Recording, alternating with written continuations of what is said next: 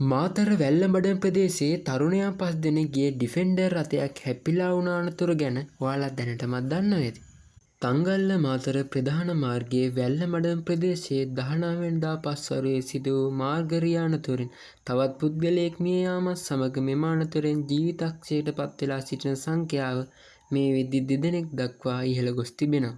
මෙම අවාසනාවන්ත සිදුවීම ඊයේ පස්වරුවේ 3:50ට පමණ සිදුව ඇත්තේ මාතර සිට තංගල්ල දෙසට ධාවනය වූ ඩිෆෙන්ඩර් රථයක් තංගල්ල දෙස සිට මාතරයට ධාවනය වූ සිමෙන්ති පටවාගෙන යන ලොරියක් ගැටීමෙන් පසුවයි.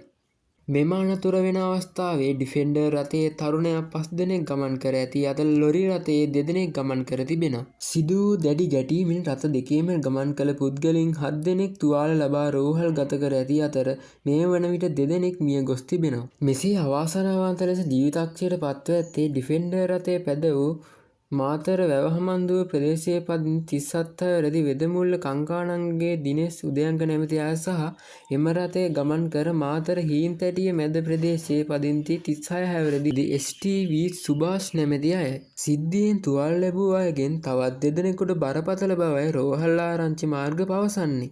පොලිසිය සිදු කළ විමර්ශන වලින් අනාවරණය වී ඇත්තේ මෙම ඩිෆෙන්ඩර් රථය එක් දිනක් සඳහා කුලී පදනම යටතේ ලබාගෙන ඇති බවයි. අනතුර හේතුවෙන් ඩිෆෙන්ඩර් රථයට සහ ලොරි රථයට දැඩි හානි වී ඇති අතර සිද්ධිය පිළිබඳ වැඩිදුර පරීක්ෂණ අතර පොලිස් ස්ථානයේ නිලධාරීන් විසින් සිදු කර ලබනවා.